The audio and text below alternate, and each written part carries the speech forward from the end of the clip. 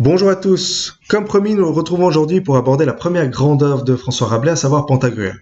Pantagruel qui est donc le premier livre de François Rabelais, publié en 1532. Son titre exact est un petit peu plus long, un petit peu plus conséquent, un peu plus complexe également, puisqu'il s'agit des horribles et épouvantables faits et prouesses du très renommé Pantagruel, roi des Dipsodes, fils du grand géant Gargantua. Vous l'aurez compris, cet ouvrage raconte les exploits de Pantagruel, géant, fils du géant Gargantua. Et ces épisodes, ces aventures vont être poursuivis, augmentés, développés dans d'autres ouvrages, à l'image du tiers-livre, du quart-livre, mais aussi du cinquième livre dont nous parlerons prochainement. Premier livre donc de l'œuvre rabelaisienne, il s'agit à la fois d'une écriture et d'une réécriture. Écriture parce que Pantagruel est un personnage unique, particulier, dont les aventures, comme je l'ai dit, vont être enrichies par la suite. Et parce que Pantagruel ne recherche pas forcément une complète cohérence. Il s'agit plutôt d'un texte qui s'inscrit comme une sorte de libre improvisation, même très libre improvisation pour être exact, sur la trame fournie par un autre grand ouvrage qui existait avant Rabelais, à savoir les Chroniques de Gargantua. Chroniques de Gargantua qui sont un ensemble de textes, un ensemble de récits, à la fois épiques et comiques, qui vont être diffusés par colportage ou dans les foires du Moyen-Âge, et qui vont raconter les aventures d'un bon géant, Gargantua, au service du roi Arthur. En d'autres termes, Rabelais va écrire un pan nouveau de cette histoire, en proposant des personnages nouveaux, des aventures nouvelles, mais en s'inspirant de quelque chose qui existait déjà. Donc réécriture aussi, puisqu'on va reprendre l'existant, reprendre Gargantua, sa vie d'une certaine mesure, ses origines, pour les développer et leur apporter un sens nouveau. Et c'est quelque chose d'assez intéressant, puisqu'un peu à l'image de Star Wars, vous avez ici une chronologie assez particulière, puisqu'on raconte d'abord les aventures du fils, avant de revenir sur les aventures du père. Puisque François Rabelais écrira Gargantua 2 ans plus tard. Donc on raconte d'abord ici les aventures de Pantagruel, le fils de Gargantua, avant d'avoir les aventures de Gargantua lui-même, puis de revenir aux aventures de Pantagruel.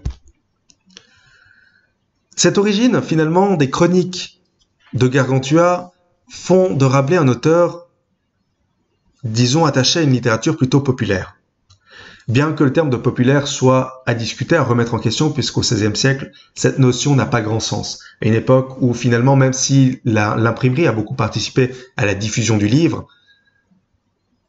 on est encore dans une population, une société où la lecture reste plutôt l'apanage d'une élite, la caractéristique d'une élite. Donc on est encore sur quelque chose qui n'est pas forcément populaire au sens actuel du terme, mais qui se rapproche finalement d'une culture plutôt populaire. Et c'est quelque chose qui va se vérifier d'ailleurs dans différents textes que Rabelais va écrire, différents almanachs notamment, almanachs parodiques souvent. Pour rappel, un almanach, c'est tout simplement un document qui fait des prévisions sur l'année à venir ou sur les années à venir. Et Rabelais va s'inscrire un petit peu dans cette même tradition en écrivant la Pantagruéline pronostication, où il va justement faire un almanach parodique. Donc encore une fois, quelque chose de plutôt populaire, tourné vers le comique, qui se retrouve très bien dans Pantagruel, mais aussi dans Gargantua. Et dans cette œuvre, il va faire la part belle au corps du géant. Gargantua, vous l'avez compris, c'est le géant du folklore, doté d'un fils, Pantagruel, dont on va raconter les exploits. Pantagruel lui-même tient son nom d'un petit diable, issu des mystères, ces pièces théâtrales médiévales, qui avait l'habitude, à l'époque, de verser du sel dans la bouche des ivrognes. Et vous voyez ici toute la dimension sadique de ce rôle-là, de ce personnage-là, puisque un ivrogne, c'est quelqu'un qui a soif et qui boit même sans soif, qui étanche sa soif à l'excès. Et le sel qui est versé dans sa bouche va augmenter cette soif qu'il ne pourra jamais assouvir puisqu'il est désormais en enfer. Et Pantagruel va d'ailleurs conserver un peu cette faculté de punir par la soif dans ses différentes aventures, même si il a une dimension bien moins diabolique, vous le verrez. Rabelais va donc reprendre ici la trame narrative des Chroniques de Gargantua, et un peu la même structure. On va retrouver, pour Pantagruel comme pour Gargantua d'ailleurs, la naissance, l'enfance, les différents voyages et les exploits guerriers. Il va même utiliser, en l'amplifiant, le comique du corps monstrueux. Vous avez ici une représentation, une gravure de l'époque, qui met en scène justement Pantagruel, et vous voyez cette disproportion entre le bébé et les animaux qui l'entourent. On évoque on reviendra sur ces chiffres exacts, plusieurs milliers de bêtes pour l'allaiter quotidiennement puisque la mère de Pantagruel est décédée à sa naissance. Donc on est dans une exagération, dans un registre alimentaire surtout, autour de la nourriture, mais aussi des excréments, qui est poussé à l'extrême. On est dans une exagération du corps naturel. Le corps du géant est une figure de carnaval. On est dans l'extravagance. Et c'est d'autant plus important puisque dans le principe même du carnaval, ce qui est normalement rabaissé devient essentiel. Le corps qui est souvent dénigré va ici prendre une place majeure, au détriment de l'âme. Même si l'âme n'est pas rejetée, disons, une nouvelle égalité se crée. Alors qu'on avait tendance à considérer l'âme comme étant la seule chose qui comptait, notamment défendue par la théologie, on entre ici dans une nouvelle conception où finalement le corps a aussi de l'importance. Et on va essayer de revaloriser le corps humain à travers ce corps gigantesque. Et par extension, c'est même tout l'homme lui-même qui va être revalorisé puisqu'on entre dans un homme nouveau, qui n'ignore plus son corps. Mais au-delà de ça, vous avez bien évidemment une satire qui est dressée, une satire de la société, une satire du savoir, puisqu'au schéma traditionnel des aventures de géants, Rabelais va ajouter des motifs qui sont satiriques, qui vont diriger le rire contre les représentants de la barbarie médiévale. Barbarie étant à prendre entre guillemets, bien évidemment, on ne parle pas ici de violence ou de meurtre, on parle des professeurs, des juristes, des théologiens qui défendent un savoir souvent dépassé avec une autorité qui est toute puissante. Et là, la satire va vraiment utiliser les procédés du carnaval puisque ce qui était haut devient bas, ce qui était bas devient haut. Et ici, dans ce contexte, les tenants de l'ordre ancien vont être rabaissés, réduits à l'état de pantins obscènes, dont le corps et le langage sont souvent grotesques. À l'inverse, on a un personnage qui va sortir du lot, qui va marquer de son empreinte les aventures de Pantagruel, c'est Panurge. Panurge dont nous reparlerons, qui est excellent à ce sport destructeur, à cette volonté de rabaisser les autorités dépassées, les autorités anciennes.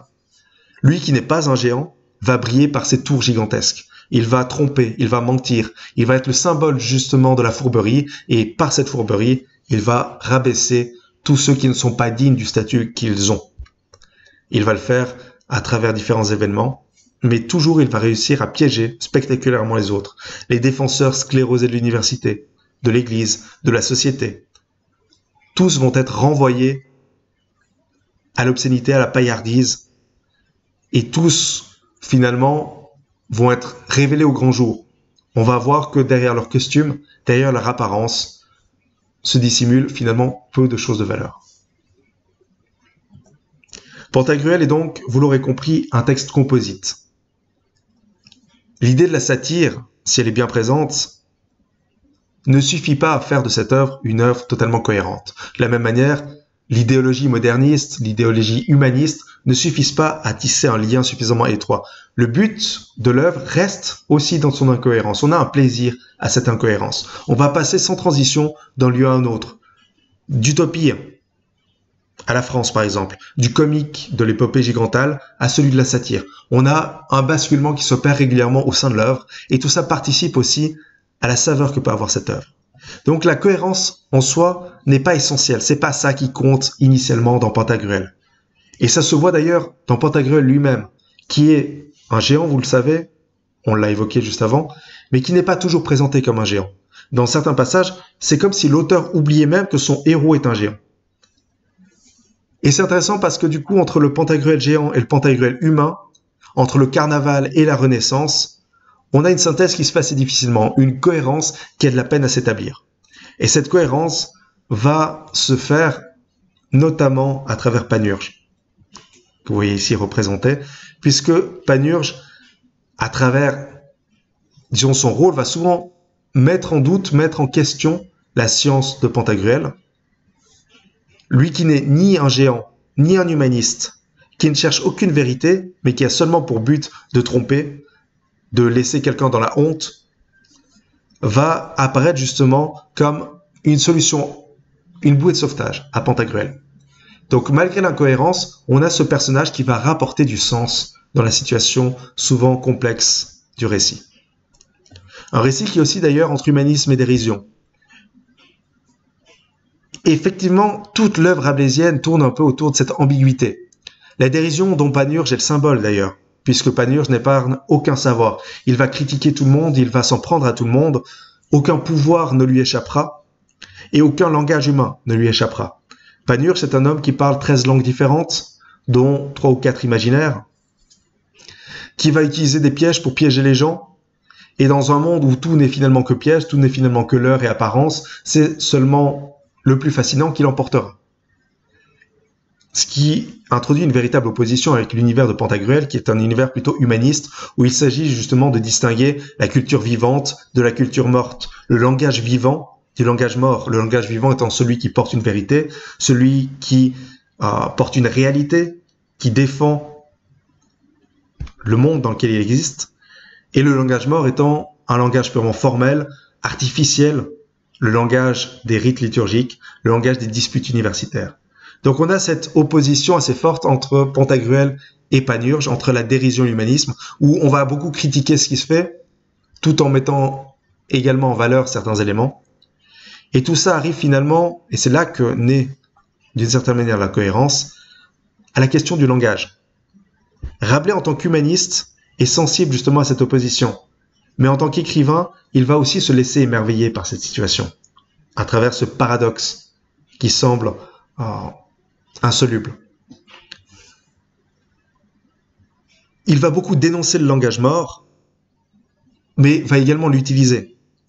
D'une certaine manière, en fait, ce qui est merveilleux, ce qui est extraordinaire derrière tout ça, c'est l'ambiguïté même du langage, qui est une forme de mort-vivant, puisque le langage a une richesse inépuisable qui permet de décrire la richesse du monde.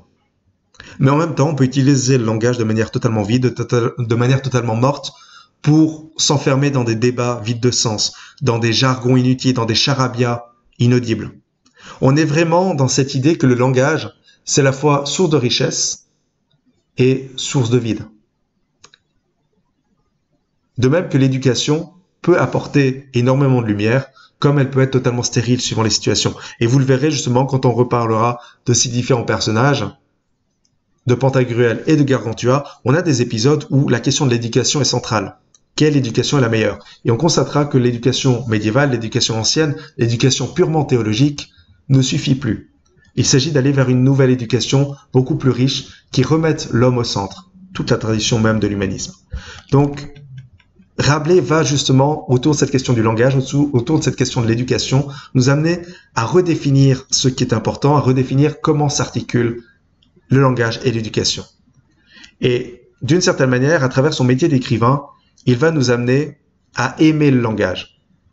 Un peu comme Pantagruel aime Panurge, de manière assez inexplicable, puisque le langage lui-même est assez paradoxal, mais Rabelais va s'efforcer à faire tout ce qui est en son pouvoir pour nous amener à aimer ce langage. Et donc l'intégralité de l'œuvre, l'intégralité de Pantagruel apparaît à la fois comme un récit comique, et la figure principale de Panurge en témoigne. On est dans le carnaval, on est dans la parodie, on est dans l'adaptation bouffonne des romans de chevalerie, mais on est aussi, et c'est là le plus important, dans une véritable réflexion humaniste sur l'éducation d'un homme savant et vertueux, puisque c'est là tout l'enjeu, faire de Pantagruel un géant cultivé, un géant savant, un géant digne de son rang de noblesse. Voilà, nous nous arrêtons ici pour Pantagruel. La prochaine fois, nous aborderons quelques passages, quelques extraits que je vous mettrai à disposition. Comme toujours, je reste à disposition si vous avez des questions, quelles qu'elles soient. Et d'ici là, je vous souhaite une excellente semaine.